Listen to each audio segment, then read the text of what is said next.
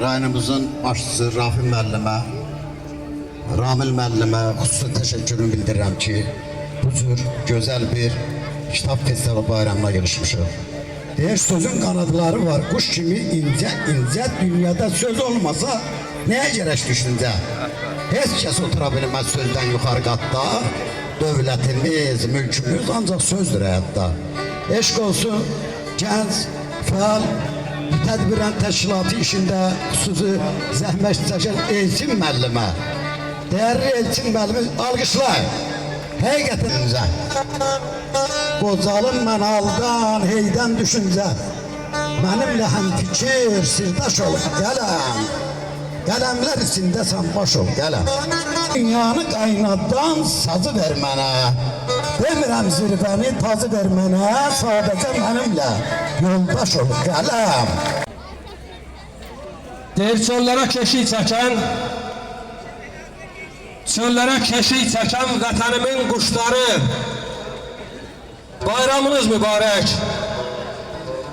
Yurdum silahdaşları, bayramınız mübarək.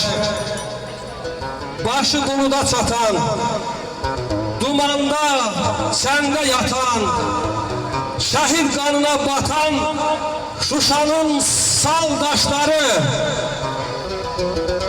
şirə bənzər duruşda, çəkilməz heç qarışda. Sevinçler yanmışlar,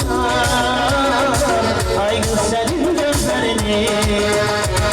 Ben de mevzun anlanaydım, genç koluyla yollanaydım, şevkiyle ola yanaydım, aygın senin gözlerini.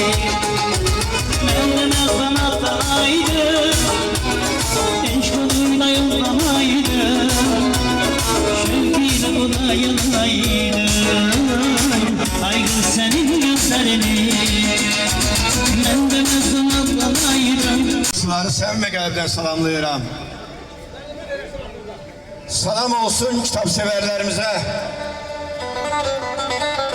Kitap bize çörek kadar müqəddəsdir.